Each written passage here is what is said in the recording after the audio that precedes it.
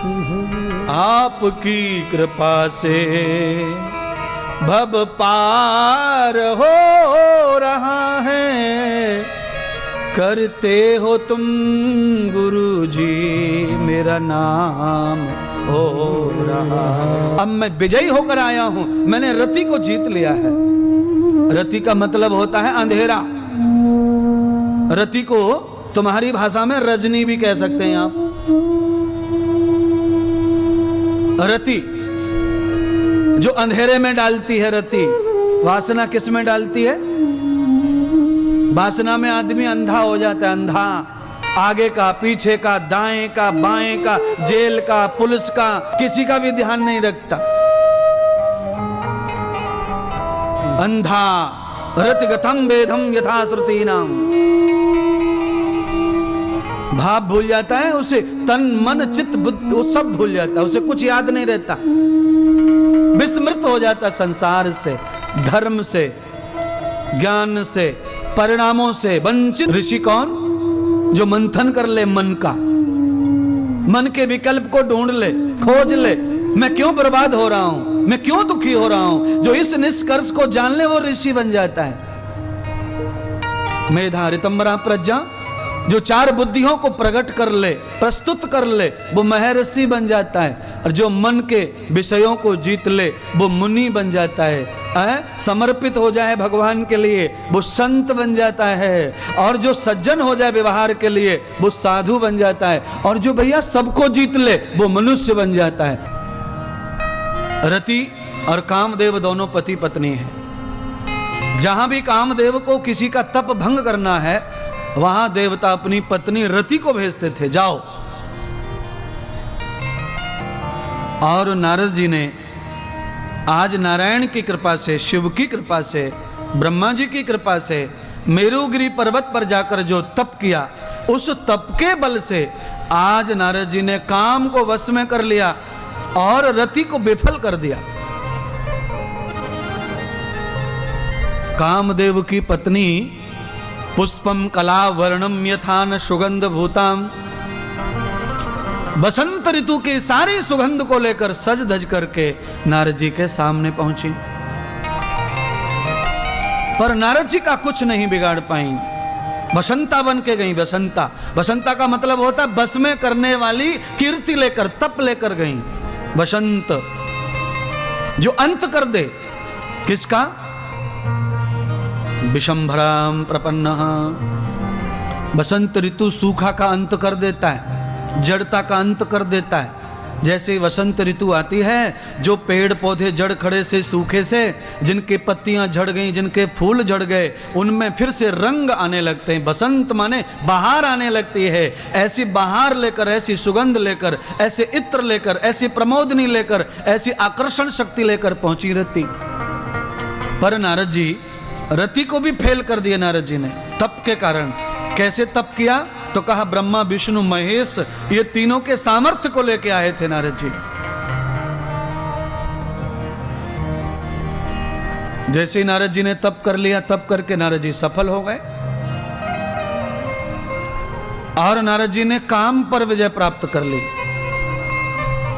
काम देवता को पहले भगवान शिव जी ने भस्म कर दिया था, पर जब काम भस्म हो गया तो सृष्टि पैदा कैसे होगी? तो भगवान नारायण ने फिर तप किया था भगवान शिव जी का। तब प्रभु ने, शिव जी ने फिर कामदेव को पुनः जीवन देने के लिए वसंत में कलकाल रूप में प्रफुल्लित किया और फिर काम देवता दक्ष के यहां पर देवलोक से प्रकट हुए। देवाम यथा सुरम न पुण्यम। ब्रह्मा जी ने फिर अंग प्रदस्तुत किए कामदेव के। ब्रह्मा जी ने अंगों को जन्म दिया, अंगों को बल दिया। आज नारद जी ने जो विजय प्राप्त की काम के ऊपर, उसे पाकर नारद जी तीनों लोकों में प्रणाम करने के लिए पहुंचे। ब्रह्मा जी को, विष्णु को और शिव जी को। अपने माता पिता को तो बड़ा अच्छा लगता है जब बच्चा कोई जीत के आए, काम करके आए, विजय प्राप्त करके आए। पर जो दूसरे और महान हैं परिवार, उसमें से आधे लोगों को अच्छा लगता है, आधे को चिढ़ होती है, जलन होती है। मेरा बेटा विजय होके आवे, इंटरव्यू पास करके आवे, तो मुझे मिठाई बांटने का मन होगा। पर हमारे जो पड़ोस में हैं, हो सकता है उनको जलन हो सकता है उन्हें खुशी भी हो। पर अपने माता पिता को स्तुति होती है, प्रशंसा होती है। ब्रह्मा जी को नारद की स्तुति की, ब्रह्मा जी ने नारद को अर्पण किया, धारण किया। माता ने, ब्रह्मा की पत्नी सरस्वती ने अपने पुत्र का सम्मान किया, आरती दीपक जलाए और सत्कार सम्मान किया। और ब्रह्मलोक में ब्रह्मा जी ने अपना आसन तक नारद जी को दे दिया। कामाह जीतम यथा गम्यम प्रपन्नम देव स्तुति। सब लोगों से प्रार्थना है, जरा समझें कथा को। धरती लोक पे बड़ी से बड़ी जो आसन है, जो गद्दियां हैं, उन गद्दियों को अगर सहज प्राप्त करना है तो वासना के ऊपर विजय प्राप्त करने का प्रयत्न करो। जो अपनी वासना को विजय में कन्वर्ट जीत लेता है, उससे बड़ी से बड़ी गद्दी, पावर, अधिकार मिल सकते हैं। और जो बस जाते हैं वासना में, जो पराजित हो जाते हैं वासना के कारण, उनकी जो बड़ी से बड़ी गद्दी है वो भी छिन जाती है, वो भी चली जाती है। विश्वात्मनम कामम न रतीन भूतम। और जो रति है, रति का मतलब होता आदत। हर चीज की आदत डालो, पर भोग विलास की आदत मत डालो। क्योंकि जिन्हें भोग की, विलास की आदत हो जाती है, उनके शरीर में रोग तो आते ही हैं, साथ में उनका सम्मान भी खत्म हो जाता है। परिवार में, घर में आप जितना ज्यादा विलास करेंगे, भोग करेंगे, पत्नी पति का सम्मान करना बंद कर देती है। और आप जितना संयम से जीवन को जिएंगे, उतना रिस्पेक्ट घर में आपको मिलेगा। गद्दी मिलेगी, आसन मिलेगा, सम्मान मिलेगी, प्रतिष्ठा मिलेगी, और आपसे भय बना रहेगा घर में सबको। और आप अगर भोगी हो गए, लिप्त हो गए, आदत में आ गया भोग, तो आपसे सम्मान तो गया, आपका भय भी खत्म हो जाता है, आपसे डर खत्म हो जाता है। और अगर आपसे डर खत्म हो गया घर में, तो फिर आपको जीने से कोई अर्थ नहीं है। आप मर चुके हैं, आपका यश मर गया है, आपका वर्चस्व मर गया है। जो कामी लोग हैं, उनका किसी को भय नहीं है। हाँ, देखा ये ऐसा घूम रहा है, ये कौन सा अच्छा है, खत्म हो गया विषय। हाँ, देखा ये गुलामी करता है, ये क्या है। ऐसा नहीं होना चाहिए। है? लाख जतन करे कोई, पर आप अपने संयम को खोने का प्रयत्न मत करो। नारद जी ने स्त्री को जीत तो लिया। नारद जी उस रति कामदेव की वशीकरण पत्नी के बस में तो नहीं हुए, विजय प्राप्त तो कर लिया, पर अब नारद जी को अहंकार पैदा हो गया। अहंकार भी विनाश का ही कारण है। जैसे वासना शरीर और मान को छिना लेती है, अहंकार भी शरीर और मान को छिना लेता है। अहंकार से भी आदमी का शरीर कमजोर हो जाता है। इसीलिए जिस प्रकार से वसंत ऋतु में वड का झाड़ लतपत हो जाता है हरियाली से, और उसकी शाखाएं बड़े बड़े पत्तों से नीचे झुकने लगती हैं और अपनी छाया में सबको लेने लगती हैं, दूर दूर तक उसकी छाया को डालते रहते हैं, और सूर्य के प्रतिकार को सहन करती है। कौन? वड की पेड़ छायाएं, शाखाएं। क्यों? क्योंकि उसमें हरियाली का यश भर जाता है, उसमें कीर्ति भर जाती है, और वो अपने अहंकार से शून्य होकर प्रकृति पृथ्वी की ओर झुकने लगता है। इसीलिए सूर्य भी प्रभाव नहीं डालता, वहां गर्मी भी काम नहीं करती। उसके नीचे जो जाके बैठता है वो परम सुख का अनुभव करता है। तो मैं भी आपसे यही प्रार्थना करना चाहूंगा कि जब धन बढ़े, बल बढ़े, विद्या बढ़े, तप बढ़े, नाम बढ़े, तो आपकी छत्र छाया में जो भी आए वो सर्व संपन्न और सुख का एहसास करे। तब तो आपका बल अच्छा है, तप अच्छा है, भक्ति अच्छी है, आप महान हैं। पर आपके सानिध्य में आके टेंशन, दुख, क्लेश, फिर किस बात का तप है।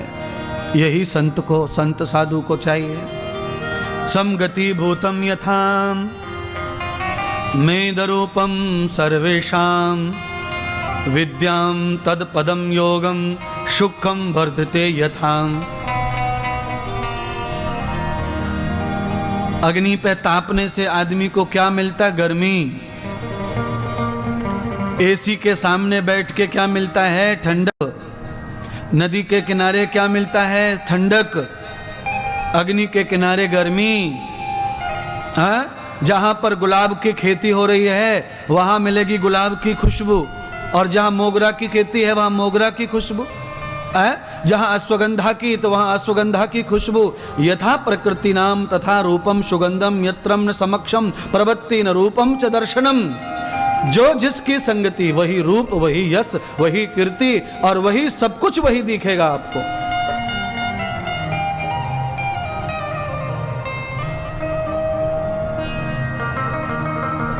ब्रह्मा जी ने नारद जी को कहा, पुत्र तुम तो बलवान हो गए, जो तुम्हारा पिता नहीं कर पाया वो तुमने कर दिखाया। ब्रह्मा जी कामदेव को बस में नहीं कर पाए, इसीलिए ब्रह्मा जी दुखी रहे जीवन भर। ब्रह्मा जी को कदापि सुख नहीं मिला, ब्रह्मा जी को यश नहीं मिला कभी, ब्रह्मा जी को कीर्ति नहीं मिली। ब्रह्मा जी हमेशा जन्म देने के बाद अपने बच्चों का पालन ब्रह्मा जी नहीं कर पाए। ब्रह्मा जी के बच्चों का पालन भगवान नारायण ने किया, हरि विष्णु ने, पालनहारी ने पालन किया, नारायण पालन करनहारे बने। इसीलिए ब्रह्मा जी कहने लगे, पुत्र तुम तो हमसे भी महान हो, आसन हमारा ग्रहण करो। ब्रह्मा जी का आसन प्राप्त हो गया नारद जी को। मुंह से निकला हुआ शब्द झूठा नहीं होना चाहिए। तथास्तु इतना कह दिया, संपूर्ण सफलताएं प्राप्त हो जाएं शिष्य को, भक्त को। भगवान के पास वही तप है। भगवान देखो, तथास्तु। आप जितने भी सीरियल देख लो टीवी में, टेलीविजन में, जितने भी धार्मिक सीरियल हैं जिसमें महात्मा साधुओं के ऊपर सीरियल है, उसमें तथास्तु आशीर्वाद है बस। पुत्रवती भव, यह आशीर्वाद। महाभारत में बहुत जगह आशीर्वाद, पुत्रवती भव। भागवत में कई जगह आशीर्वाद, पुत्रवती भव, तथा गम्यम यथास्तु तथास्तु। यह आशीर्वाद बार बार महात्माओं ने दिया है। इसी से सब शिष्यों का, भक्तों का कल्याण हुआ है। क्योंकि महात्मा तपस्वी, योगी, जति, प्रमेदनीय, प्रमोदा, प्रभेसा, अस्त्वा, अस्त्वा, देवा, ऐसे सब गुणों से संपन्न थे। मुनि मन विजयी तदा मुनि, जिसने मन की संकल्पनाओं को मारकर, जिसने मत को सत्य कर दिया वो मुनि। जो मन को सत्य कर दे वो मुनि है। मन की अच्छाई और बुराई को जो निष्कर्ष कर दे वो ऋषि है। और जिसने मेधा, ऋतंबरा, प्रज्ञा, बुद्धि को भी जीत लिया वो महिर्षि है। महिर्षि ऋषि कौन? जो मंथन कर ले मन का, मन के विकल्प को ढूंढ ले, खोज ले, मैं क्यों बर्बाद हो रहा हूं, मैं क्यों दुखी हो रहा हूं। जो इस निष्कर्ष को जान ले वो ऋषि बन जाता है। मेधा, ऋतंबरा, प्रज्ञा, जो चार बुद्धियों को प्रकट कर ले, प्रस्तुत कर ले, वो महर्षि बन जाता है। और जो मन के विषयों को जीत ले वो मुनि बन जाता है।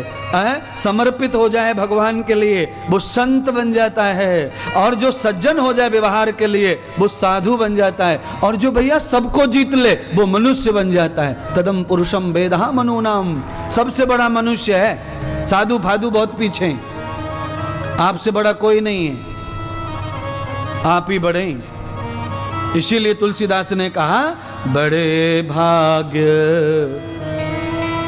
मानुष तन पावा, सुर दुर्लभ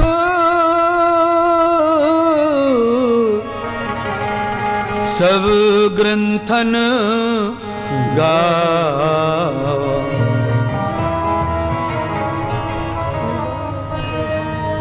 तुलसीदास ने लिखा ही नहीं ऐसा कि बड़े भाग्य से साधु तन पावा, बड़े भाग्य से इंजीनियर तन पावा, बड़े भाग्य से राष्ट्रपति तन पावा। ये तो भोग के पद हैं। योग का पद कौन सा है? बड़े भाग्य मानुष तन पावा, सुर दुर्लभ ग्रंथन गावा।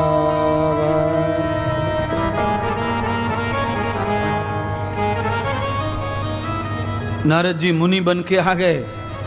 काम पर विजय प्राप्त करके नारद जी आ गए। नारद जी ने ब्रह्मा जी के यहाँ गद्दी प्राप्त कर ली, ब्रह्मा जी की, पिता के आसन को जीत लिया, अधिकार ले लिया पिता की संपत्ति का। दो प्रकार के अधिकार मिलते हैं बच्चे को।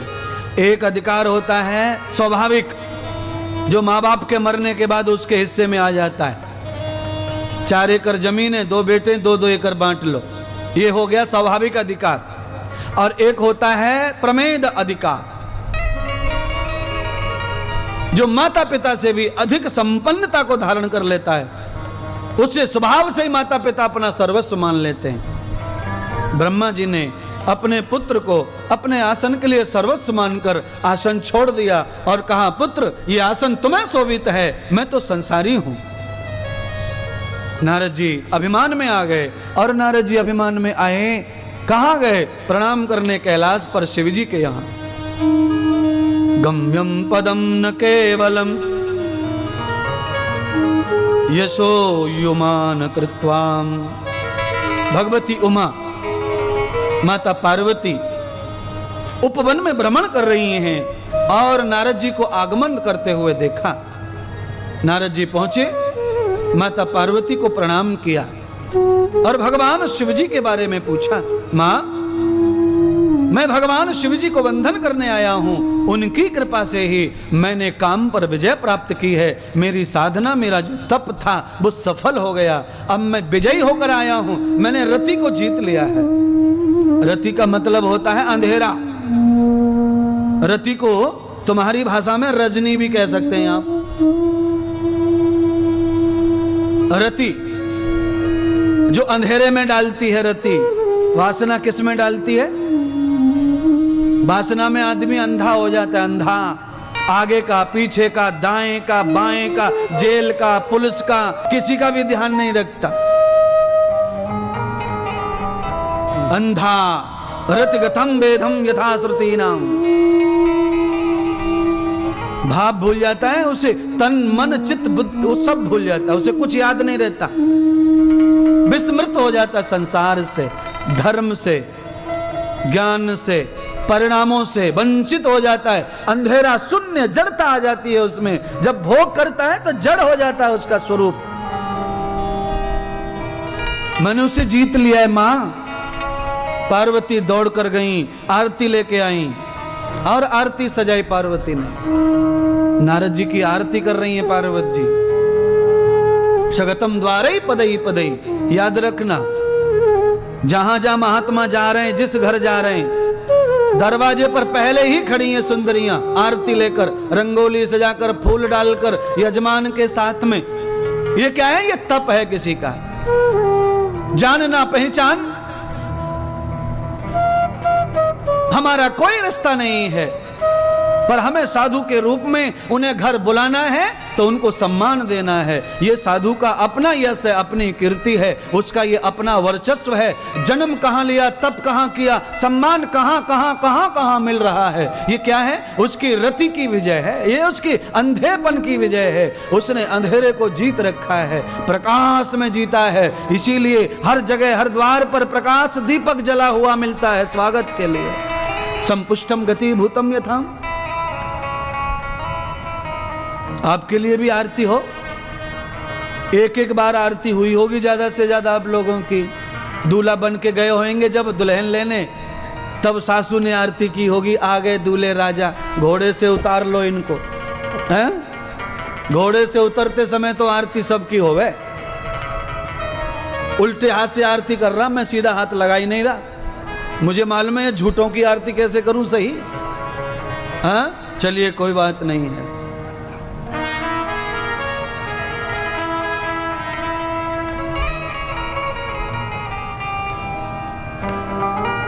बहन आरती हर साल करती रहती है, राखी पे, दिवाली पे भी करती रहती है। पर बहन आरती इसलिए नहीं करती कि भैया पवित्र है। बहन आरती इसलिए करती है कि मेरा और इसका रिश्ता कायम रहे, मेरा और इसका रिश्ता कायम रहे। कायम माने व्यवहार बना रहे भाई और बहन का। इसीलिए संपुष्टम भूताम यथा रूपम, व्यवहार को जीवित रखने के लिए। पर साधु की आरती व्यवहार के लिए नहीं होती, रिश्ते के लिए नहीं होती। साधु एक बार किसी के घर पर तो तो जीवन में फिर दोबारा कभी नहीं आसा, उसे कोई लेना देना नहीं है भक्तों से, वो तो चले गए अपनी कृपा करके। वो आरती किस बात की है? तप की, साधु के यश की, साधु की साधना की, साधु के साधनता की, साधु की सज्जनता की। और उसने जो अंधेरा मिटाया है, जिसने रति को जीत लिया है, वसई पुण्यम करणो विशारदम, और जो किसी के वसीकरण में नहीं आता है। लाख जतन कर लो, आदत मत बनाओ भोग को, विलास को। कृपा जब मिले ले लो, भगवान से, महात्मा से, साधु से, कृपा के रूप में जो चाहे सो लो। पर आदत अगर तुमने बनाई तो विनाश पक्का है, अपमान पक्का है, यश पक्का है, अपकीर्ति पक्की है। पर न बाबा, ये कथा ऐसा नहीं सिखा सकती। ये व्यासपीठ सन्यासी की व्यासपीठ है। यहाँ पर केवल तप साधना का महत्व है, यहाँ विलास हास का महत्व नहीं। सेवा मनृतम कथा भूतम। सर्व सुख के साथ में भगवान श्री सूत जी ने सौनक आदि ऋषियों को कथा का परम दर्शन करवाया। भगवान शिव जी ने माता पार्वती के साथ मिलकर नारद का सम्मान किया। भगवान सम्मान कर रहे नारद जी का। नारद जी को बिठाया। आज जगत गुरु भगवान शिव जी ने नारद जी को उपदेश दिया, हे नारद जी, तुमने काम वो किया है जो हम ही नहीं कर पाएंगे। अब हमने भस्म कर दिया था कामदेव को, पर कामदेव के बगैर प्रकृति और सृष्टि उत्पन्न होना असंभव है, इसलिए हमने कामदेव को पुनः जीवित कर लिया है। पर आज तुमने काम पर विजय प्राप्त की है। काम पर जो विजय प्राप्त कर लेते हैं उन्हें अभिमान घेर लेता है, उन्हें अविवेकता घेर लेती है, वो अशुभ हो जाते हैं। इसीलिए कहीं तुम अशुभ मत हो जाना, अहंकारी मत बन जाना। मेरे जो स्वरूप भगवान हरि हैं, जिनका मैं रोज नित्य जाप करता हूं, तुम वहां जाओगे तो वहां पर अपने काम विजय की वखान मत करना, नहीं तो तुम्हारा सब सर्वनाश हो जाएगा। ब्रह्मा जी ने अपने बेटे को समझाया नहीं।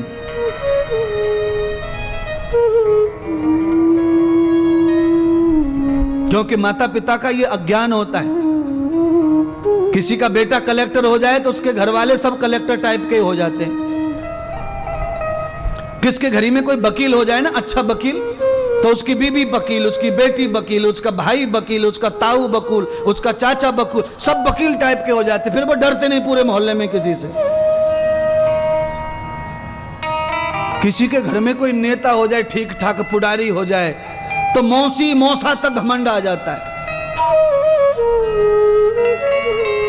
पत्नी की बात अलग है, वो तो अर्धांगिनी है, तो आधा आधा वर्चस्व है उसके पास, पर ये रिश्तेदार भी बड़े पुडारी हो जाते हैं। फिर घमंड बहुत बुरी चीज है और ये दूर दूर तक सताता है। इसीलिए किसी के घर में बड़ा पदवी, बड़ा संसद, बड़ी सेवा, बड़ा धर्म, बड़ा पद, बड़ा गौरव, बड़ा धन, बड़ा नाम, बड़ा संत, बड़ा साधु, बड़ा ज्ञानी पैदा हो जाए तो बस मैं ये कहूंगा कि गौरव करो पर घमंड मत करो, गर्व करो पर गबत मत करो, अभिमान मत करो। कितना भी गौरव की बात है ये, चाहे जितना गौरव करो। गौरव का मतलब है स्तुति करो उसकी, भाई हमारा भाग्य है, भगवान ने हमें चुना, हमारे भगवान ने परिवार को चुना, ये पद के लिए, ये गौरव करो, प्रशंसा करो, पर घमंड मत करो।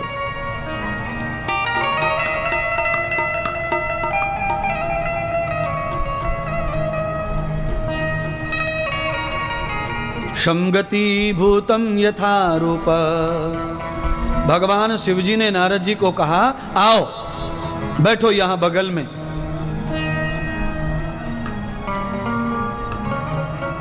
कभी कभी महात्मा और भगवान भी परीक्षा लेते हैं।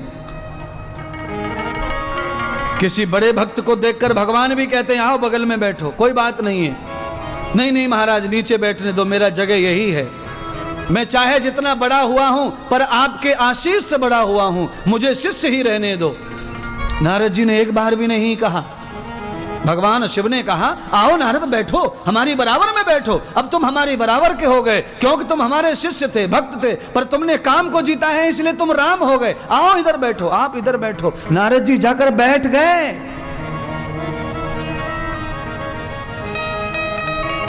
अंदर से भगवान शिव जी को बिल्कुल अच्छा नहीं लगा।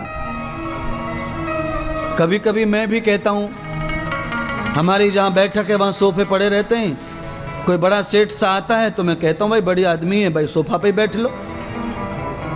कई लोग ऐसे हैं जो तैयार बैठे कहे सुनने के लिए, कब कहे गुरुजी ऊपर बैठने का। और कई लोग ऐसे रहते भाई हम सेठ अपने लिए हैं पर गुरु के लिए नहीं है, तो भाई हमें वहीं बैठना चाहिए जहां से चार्जिंग हो बराबर गुरु की, जहां से एनर्जी मिले, पावर मिले, शक्ति मिले। गतम भूतम यथा पदम धारा प्रभान मूलम। याद रखना, अपनी गति से पानी तब ही चलता है जब उसे नीचे जमीन मिलती चली जाए। अगर पानी को ऊपर चढ़ाना है तो वो अपनी गति से नहीं चढ़ेगा, फिर पंप का सहारा लेना पड़ेगा, मोटर का सहारा लेना पड़ेगा, पंपिंग करनी पड़ेगी, उसे प्रेशर देना पड़ेगा, तब जाकर। और भैया जो आसन से जहां जगह वहां बैठा है तो वहां स्वयं कृपा बरसती है, वहां क्या बरसती है। नारद जी बराबर में बैठ गए, भगवान शिव जी को बिल्कुल अच्छा नहीं लगा। भगवान शिव जी ने नारद जी को जो सम्मान दिया था वो महापुरुषों का कर्तव्य है। जब कोई अपनी बराबर का हो जाए तो उसे बराबर दें दर्जा। भगवान शिव जी ने दर्जा दिया, पर नारद जी को भगत को चाहिए कि वो शिष्य है तो शिष्य बनकर रहे, भक्त है तो भक्त बनकर रहे। भगवान शिव समझ गए नारद जी को घमंड आया है तप का। नारद जी ने जो किया है वो असाधारण ही तप है, पर उस तप से नारद को जो मधुर होना चाहिए था, जो गौरवशाली होना चाहिए था, वो गौरवशाली नहीं हुआ। ये घमंड से, अभिमान से भर गए नारद जी। अब भगवान शिव को चिंता लगी कि मैंने तो ठीक है पचा लिया, पर भगवान हरि नहीं पचा पाएंगे नारद के अभिमान को। इसीलिए भगवान नारद समझाने लगे, शिव जी, हे नारद जी, आप हरि के द्वार जाओगे तो वहां अपने काम विजय की प्रशंसा मत करना। क्यों? स्तवनम तदम मेधा स्वयं कृत्वाम च विनाशिता। सदगुरु भगवान सूत जी ने सौन आदि ऋषियों को कहा, जो आदमी अपने यश की कीर्ति की गुणवान खुद ही गाने लग जाए, अपनी अच्छाइयों का बखान जब खुद ही कोई करने लग जाए तो उसके यश कम, उसके पुण्य क्षीण होने लगते हैं, उसका सर्वस्व जाने लगता है, उसकी निष्ठा, उसका तप समाप्त होने लगता है। इसलिए सब लोगों से अनुरोध करती है कथा, आप कितने अच्छे काम करते हैं, आप कितना मेहनत करते हैं, आपने कितना क्या और अच्छा कर दिया है, वो कभी भी अपने मुंह से ना गाएंगे तो आपके पुण्य बढ़ते जाएंगे, बढ़ते जाएंगे, बढ़ते जाएंगे, ब्याज पे ब्याज मिलती जाएगी और सफर तय होता जाएगा, मंगल पे मंगल होता जाएगा, समृद्धि पोजीशन बढ़ती जाएगी। और किया इतना, बताया इतना, तो जो किया है वो भी खड्डे में जाएगा और सबका विनाश हो जाएगा।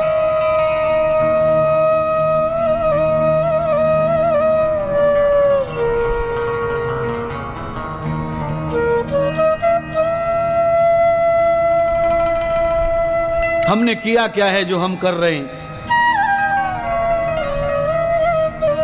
करने वाला कोई और है, हम तो निमित्त हैं परमात्मा के। नाचना पड़ा है, नाचना पड़ा है, जैसे प्रभु ने हमें नचाया है। नाचना पड़ा है, जैसे प्रभु ने हमें नचाया है। कहीं बरसात, कहीं धूप, कहीं छाया है।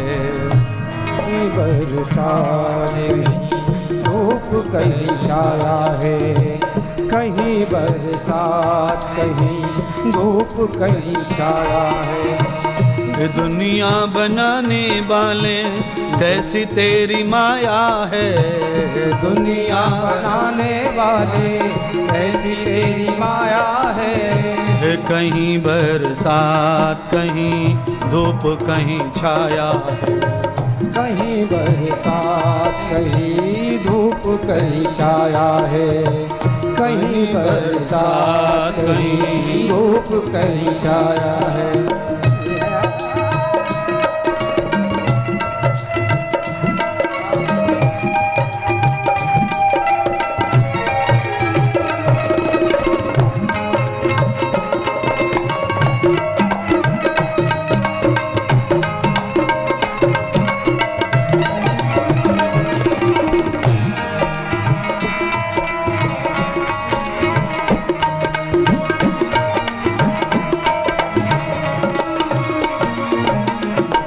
कैसी तेरी माया प्रभु जी, कैसी तेरी माया है।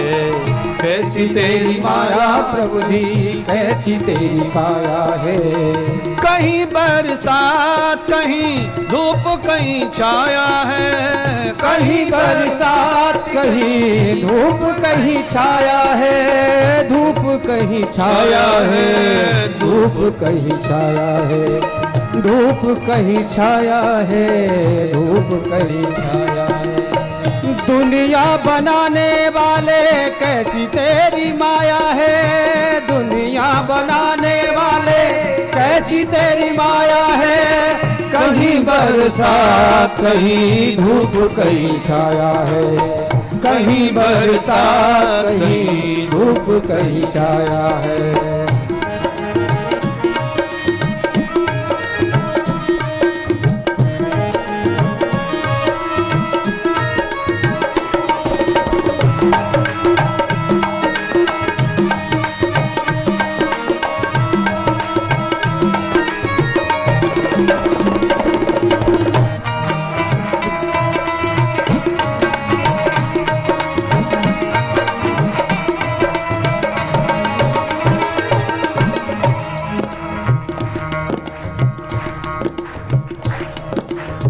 शिव जी ने नारद जी को समझाया, आपको मैं समझा रहा हूं।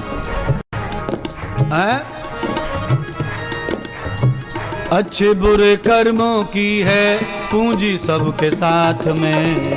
अच्छे बुरे कर्मों की है पूंजी सबके साथ में। अच्छे बुरे कर्मों की है पूंजी सबके साथ में। अच्छे बुरे कर्मों की है पूंजी तेरे साथ में। देख लीजिए, आदमी मर के साथ में क्या ले जाता है? यस अपयस। अच्छे बुरे कर्मों की है पूंजी सबके साथ में। अच्छे बुरे कर्मों की है पूंजी सबके साथ में। सभी हैं खिलौने लेकिन चाबी प्रभु के हाथ में। सभी हैं खिलौने लेकिन चाबी प्रभु के हाथ में। चाबी प्रभु के हाथ में। चाबी प्रभु के हाथ में। चाबी प्रभु के हाथ में। चाबी प्रभु के हाथ में। नाचना पड़ा है जैसे प्रभु ने हमें नचाया है। नाचना पड़ा है जैसे प्रभु ने हमें नचाया है। कहीं बरसात कहीं धूप कहीं छाया है। कहीं बरसात कहीं धूप कहीं छाया है। दुनिया बनाने वाले कैसी तेरी माया है। दुनिया बनाने वाले कैसी तेरी माया है। दुनिया बनाने वाले कैसी तेरी माया है। दुनिया बनाने वाले कैसी तेरी माया है।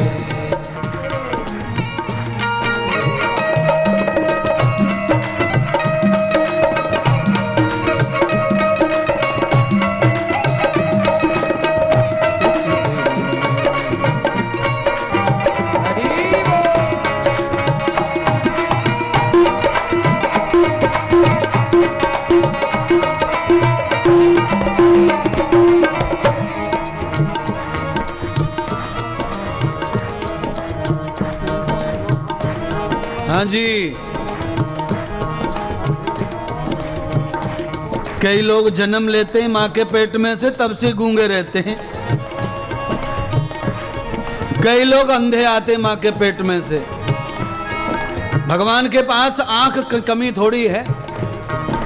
भगवान के पास में बहुत मटेरियल है, बहुत सामान है, पर इसे आंख नहीं दी भगवान ने, इसे कान नहीं दिए। और इसको सुंदरता नहीं दी। क्यों? भगवान कलाकार है, कारीगर है, निर्माण करता है, पालन करता है, शोभा देने वाला है, बनाने वाला है। पर भगवान कहते हैं माल नहीं मेरे पास, मटेरियल तुम्हारा है। जैसा सामान देंगे वैसा लगा देगा मिस्त्री। इटालियन मार्बल ला दो, इटालियन लगा देगा। राजस्थान से लिया, राजस्थान वाला लगा देगा। कारीगर का काम यही है, वो माल नहीं लाएगा।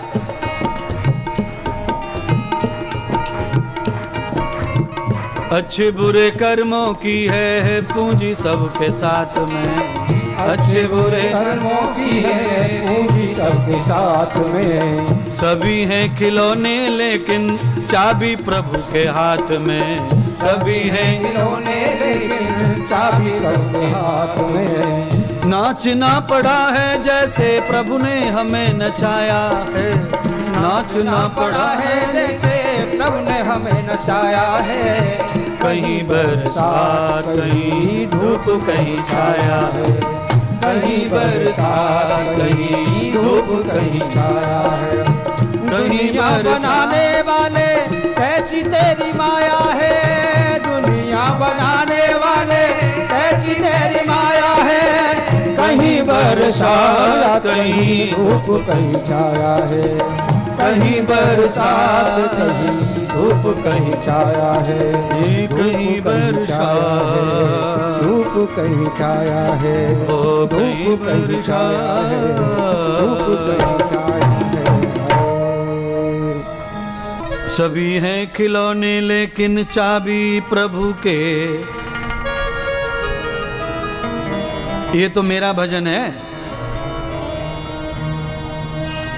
जितनी चाबी भरी राम ने उतना चले खिलौना। ये उनका भजन है। तुम्हारा, तुम लोग गाते हो इसको, ये भी सही है। इसको देख के ही मैंने लिखा है ये भजन मेरा। ऊंचे ऊंचे पर्वतें हैं बादलों को झूमते। रेशमी घटाएं काली बादलों में झूमती। कहीं चांद सूरज कहीं तारों को बनाया है।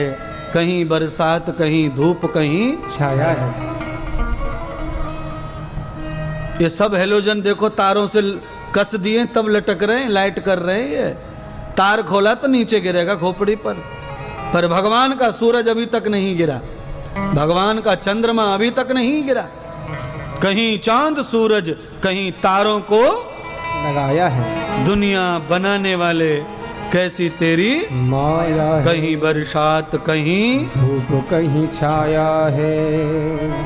नाचना पड़ा है जैसे प्रभु ने हमें नचाया है।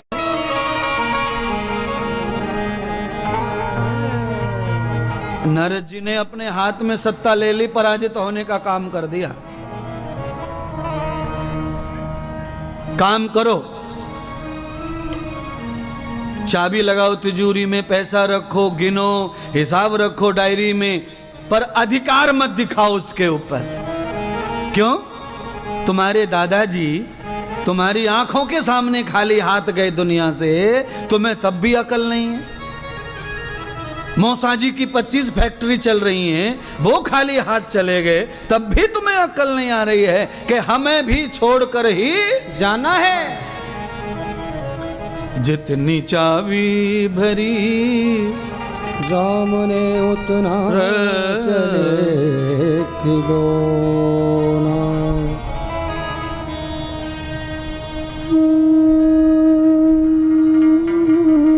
नारद जी ने अपने हाथ में सत्ता को ले लिया, भूल कर दी। स्तुति नारद जी खुद ही कर रहे अपने मुंह से। पुण्य क्षय कर रहे नारद जी, अपने पुण्यों का अविलोकन नहीं कर पाए नारद जी। भगवान शिव जी ने बुद्धि प्रदान कर दी। जगत नियंता जगत गुरु भगवान शिव जी त्रिपुंड त्रिनेत्र ज्ञानी ने सारे जगत को जिसने भाषण दिया, संभाषण संभूता यथा श्वासे गति नाम, जिन्होंने अपनी एक एक श्वास से सारे ब्रह्मांड को ज्ञान देने का प्रयत्न किया निरंतर, जो त्रिलिंग त्रिनेत्री आत्मजाता भगवान ने नारद को पहचान लिया कि नारद विनाश के मार्ग पर चल पड़ा है। नारद जी ने जो तप किया उसका आशीष दिया शिव जी ने और भूरी भूरी प्रशंसा की, पर नारद को जो ईगो हो गया, जो अहंकार हो गया है, उसके लिए भगवान से पश्चाताप करने लगे। अंदर से दुखी हो गए शिव जी कि अब नारद कहीं ऐसा न करे कि भगवान हरि के सामने भी अपने गीत गाए। भगवान हरि को प्रिय नहीं है कि कोई उनके सामने अपने गीत गाए। नारायण को सत्ता में रखो, लक्ष्मीपति हैं वो, सुख के भंडार हैं, आनंद उनके पास ही है सबसे ज्यादा। यश और कीर्ति के दाता हैं, उनके आगे कभी भी अपने आप को यशवान मत कहो, कीर्ति से मत बनो। भगवान का यश है, कीर्ति भगवान की है।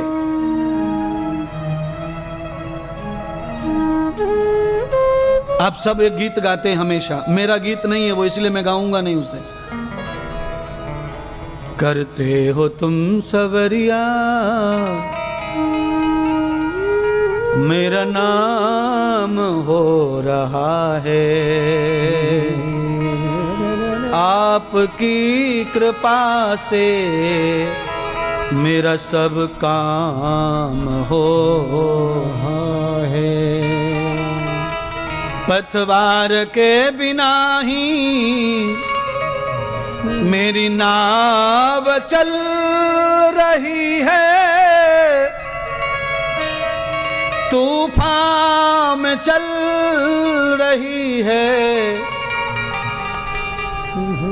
आपकी कृपा से भव पार हो रहा है।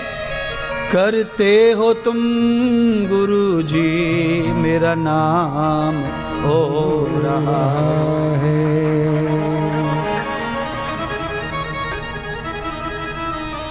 ध्यान से सुनिए, महाभारत की कथा को याद करेंगे फिर आगे चलेंगे।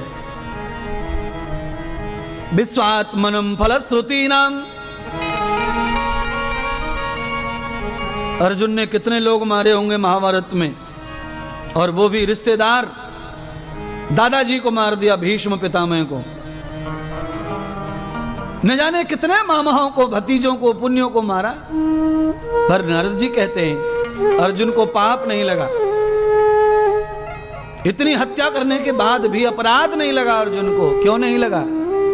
उसका एक ही कारण है, वो ये भजन में जो बार बार सुन रहे हैं, आदमी कभी भी कर्तापन अपने हाथ में ना लेवे। जो आदमी अपने कर्तापन को हाथ में ले लेता है वो कर्म के बंधन में फंस जाता है, फिर वो पाप और पुण्य में फंस जाता है। अर्जुन ने जो किया भगवान के इशारे से किया, और भगवान ने कहा तदम पुण्यम गते भूतम पापम अधेन विनश्यति। अगर तेरा पुण्य मेरे लिए है तो तेरे सारे पाप भी मेरे लिए हैं, तू एक भी पाप का भागी नहीं बनेगा। अर्जुन ने जो फायदा उठाया वो फायदा हम भी उठाएं, तुम भी उठाओ, है जी। भगवान जो करे वो सही, ऐसा सोच के कर्म करो, फिर हम नहीं दलदल में फंसेंगे, फिर हम नहीं मोह में फंसेंगे। हम न प्रशप्तम भूतम यथा मंगलम तद वेदा यथा योगम।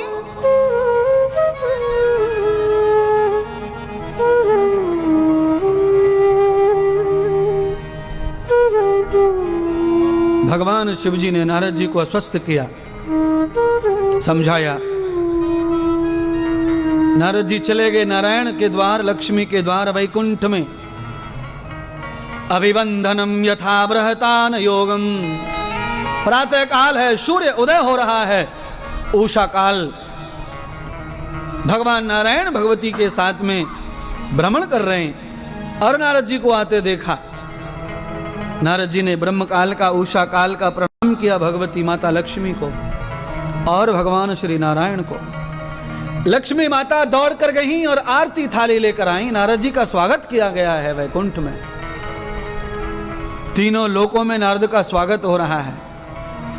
ये ज्यादा स्वागत भी अहंकार को जन्म देता है, ज्यादा सम्मान भी अहंकार को जन्म देता है। ज्यादा साधन आलस्य को जन्म देते हैं, ज्यादा धन बेईमानी को जन्म देता है और चिंता को जन्म देता है। इसलिए सर्वम हितान कृत्वाम, समाज का हित हो सके, परिवार का हित हो सके और मेरे जीवन का हित हो सके, उतना ज्ञान, उतना धन, उतना समाज, उतनी बुद्धि परमात्मा मुझे देना। मुझे ज्यादा नहीं चाहिए जिसके कारण मेरा अहित हो जाए।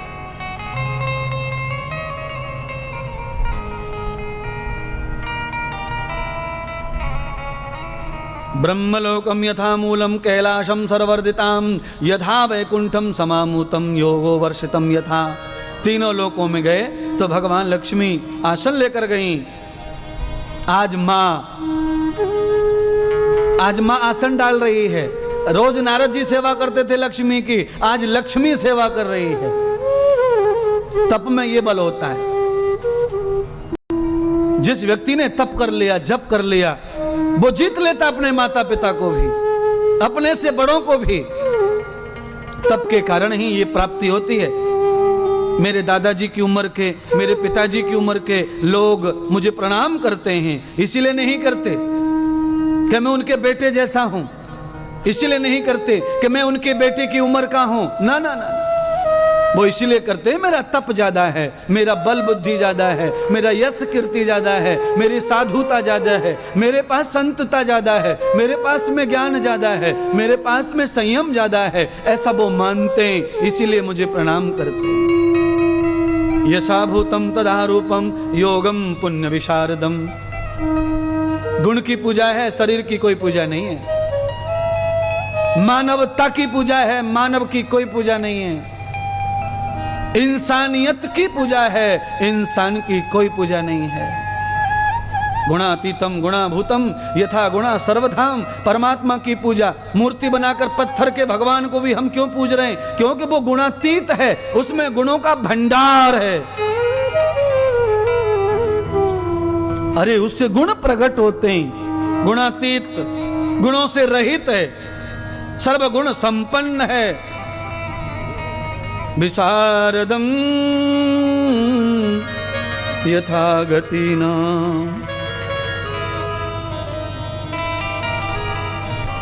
पुण्यम कृत्वा विवर्जितम। लक्ष्मी माता ने आसन डाला, नारद जी ने एक बार भी ये नहीं कहा माँ मैं तुम्हारा बेटा हूं, तुम मुझे आसन डाल के पाप में मत डालो, ये तो पाप हो जाएगा। पुत्र के आगे माँ आसन लगावे। भगवान श्री हरि ने कहा नारद आओ विराजमान हो जाओ, आज ये हमारा सिंहासन तुम्हारे लिए है। विश्वात्मनम यथा मूलम। याद रखना, भगवान का आसन हमें मिले हमारा भाग्य है, लें पर कब लें? भगवान अकेले नहीं, जब पंच देवता मिलके आए और हमें आसन देवें। जैसे आपने देखा कभी कभी क्या होता है, गुरु लोग जीवित पर ही अपने शिष्य को अपनी गद्दी दान कर देते हैं, जीवित पर पंच लोग आने चाहिए जीवित में गद्दी तब मिले, सम्मान के साथ मिले। लो गुरु जर्जर हो जाएं, बूढ़े हो जाएं, असमर्थ हो जाएं, तो वो जीवित पर ही अपने आसन, अपनी जिम्मेदारी, अपने होनहार विद्वान शिष्य को दान कर दें। पर कैसे करें? पंच प्राणम भूता यथा पंचगम्यम पंच परमेश्वर। गणेश जी को बुलाओ, भगवान शिव जी को बुलाओ, ब्रह्मा जी को बुलाओ, और भगवान किसको बुलाओ? अग्नि विशारदम और भगवती को बुलाओ। पंचदेव, हमारे जो देवता पूजनीय पंचदेव जो हैं, उनको बुलाकर उनकी स्थापना करो, उनकी सहयोग, उनकी आज्ञा लो, और उनकी सहमति से आप भगवान की गद्दी किसी को भी दान कर सकते हैं। भगवान नारायण शिव जी ने नहीं कहा, ब्रह्मा जी नहीं आए, गणेश जी नहीं आए, भगवती जगदम्बा नहीं आई, शक्ति माता सूर्य नहीं आए, तो ये देवता पंच देवता नहीं आए, तो गद्दी का अधिकार नारद का था ही नहीं। पर नारद की परीक्षा हो रही है, भगवान नारायण परीक्षा ले रहे हैं।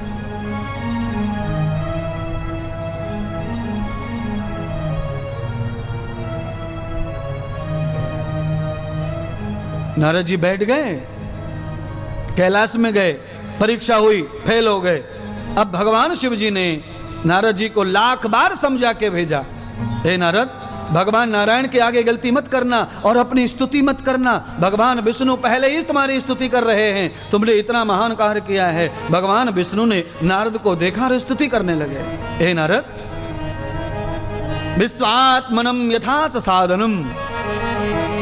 नारद जी, तुमने जो साधना की है वो साधना मैं भी नहीं कर पाया। अरे तुमने रति को जीता है, कामदेव को जीता है, तुमने वासना पर विजय प्राप्त की है, तुमने मुझसे भी आगे साधना कर ली, तुम मुझसे भी महान हो गए, ये भगवान स्वयं कह रहे हैं। तो नारद को अब नहीं कहना, श्रवण करना। श्रुति यथम श्रवणम योगे भोगः। ज्यादा स्तुति भी सुननी नहीं चाहिए। तुम्हारी कोई निरंतर कोई प्रशंसा प्रशंसा प्रशंसा प्रशंसा प्रशंसा ज्यादा कोई प्रशंसा कर रहा हो तो तुम उस प्रशंसा को सुनते सुनते ये कहो कि कह रहे हो ये सब मेरा कुछ नहीं है, भगवान ने शक्ति दी तो मैंने किया, इतना कहो तो तुम्हारी प्रशंसा होती रहेगी। और तुमने प्रशंसा का स्वाद लेना शुरू कर दिया तो विनाश होना शुरू हो गया, ऐसा समझो। तुम्हारी अच्छाई की प्रशंसा कोई करे तो तुम खूब सुनो, पर भगवान कहते हैं सुनते सुनते प्रशंसा को भगवान का स्मरण भी करते रहो। ये तो भगवान की कृपा, आप लोगों की दया से हुआ, नहीं तो कहां मेरी हिम्मत है मैं ऐसा करता। हाँ, अकेला करने वाला भी बार बार यही कहे ये सब आपकी वजह से हुआ, आपकी वजह से हुआ, मैं क्या कर पाऊंगा, आपके बगैर दुनिया में कोई काम सफल समर्थ नहीं है। बस इतना तो कहो, स्तुति सुनो, प्रशंसा सुनो, पर साथ में भगवान को साथ रखो, उसकी कृपा उसकी महिमा को गुनगुनाते रहो, जिससे यश बना रहे, कीर्ति बनी रहे, जय घोष बना रहे, संपन्नता बनी रहे। और भगवान जिसमें समाया रहता है वो कभी कीर्ति अपकीर्ति नहीं बनती, उसका यश कभी कमजोर नहीं होता।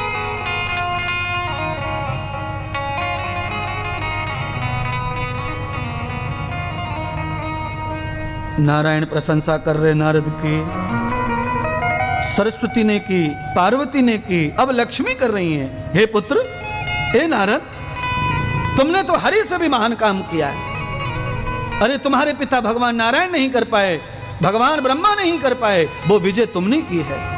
पुत्र धर्मम यथा पुण्यम, हे पुत्र तुमने पुत्र का धर्म सिद्ध कर दिया।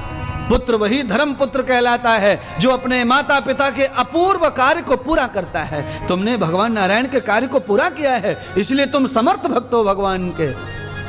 मां, अब तो भगवान श्री हरि मुझसे छोटे हो गए, भगवान शंकर भी मुझसे छोटे हो गए और मेरे पिता ब्रह्मा भी मुझसे छोटे हो गए। ये 3 शब्द सुने माता लक्ष्मी ने नारद के मुंह से। नारद ने अपने मुंह से स्तुति श्रवण की, संतोष नहीं हुआ, उसने कह दिया भगवान विष्णु छोटे हो गए मुझसे, भगवान नारायण छोटे हो गए, मैंने जो काम किया है वो नारायण नहीं कर पाए, शिव नहीं कर पाए, ब्रह्मा नहीं कर पाए। हे माँ लक्ष्मी, अब तो मैं ये तीनों देवों से ज्यादा ही महान हो गया हूं।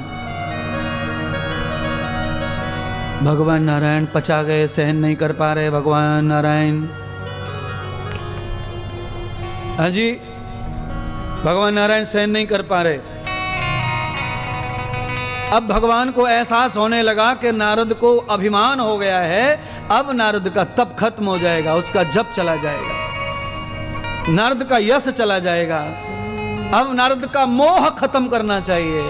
नारद का कल्याण कैसे होगा? अभिमान के कारण नारद का विनाश हो जाएगा। और ये मेरा मानस पुत्र है, माना हुआ बेटा है, इसका विनाश ना हो, इसलिए मुझे इसका अभिमान तोड़ना चाहिए। अब भगवान नारायण नारद का अभिमान तोड़ने की कला करते हैं। हे नारद जी, सच में तुमने ब्रह्मा विष्णु महेश ये तीनों से बड़ा काम किया है, पर तुम्हें अभिमान हो रहा है। तुम्हारा अभिमान अगर नहीं गया तो नारद तुम्हारा विनाश हो जाएगा।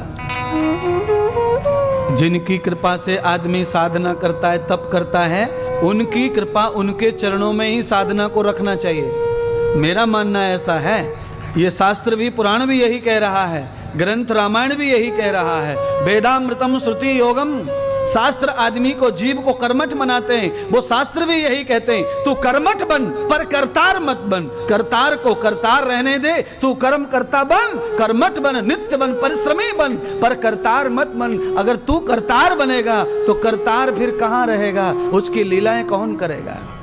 सब ब्रह्मम अहम ब्रह्मस्मि, तू ब्रह्म जैसा बन पर ब्रह्म मत बन, मजा नहीं आएगा। ब्रह्म की बड़ी जिम्मेदारियां हैं, तेरी जिम्मेदारियां छोटी हैं, और जिनकी जिम्मेदारी छोटी रहती है वो सुखी ज्यादा रहता है, जिसकी जिम्मेदारी बड़ी रहती है वो कोई सुखी नहीं रहता है। याद रखो, घर में जो जिम्मेदारी लेके घूमता है उसे सुख नहीं रहता बिल्कुल। जिनकी घर में जिम्मेदारियां कम है उनको बहुत सुख है, बच्चों की जिम्मेदारियां नहीं रहती घर में, दिन भर सुखी रहते। बना हुआ खाना मिलता है, धुले कपड़े मिलते हैं, बैग तैयार मिलता है, रिक्शा हॉर्न बजा देता है, दरवाजे पे बैठ जाओ, स्कूल चले जाओ, पढ़ के आ जाओ, आके खा लो, चॉकलेट ले लो, ये ले लो, वो ले लो, इच्छा करते रहो दिन भर और पूरी करते रहते हैं लोग। पर घर में जिनकी जिम्मेदारियां हैं, मामा को रखना है, जीजी को रखना है, बुआ को रखना है, जीजी को देखना है, मम्मी को देखना है, पत्नी को देखना है, पति को देखना है, साले को समझाना है, साली को देखना है, चुनाव भी लड़ना है, वोट भी देना है, इतने सारे प्रपंच में जो पड़ा है वो समृद्ध सुखी नहीं रहता, वो हर समय दुख में रहता है। इसीलिए मैं कह रहा हूं, कर्तार मत बनो, कर्मनिष्ठ बनो, कर्म करो पर कर्ता का भाव मत लाओ। निष्फलम निष्कलंकम निष्योगम निष्भूतम निष्कामम, निष्कलंक जीवन चाहिए तो छोटी जिम्मेदारियों में रहो। क्यों? समर्थ नहीं होता सब जिम्मेदारियां पूरी करने में कोई।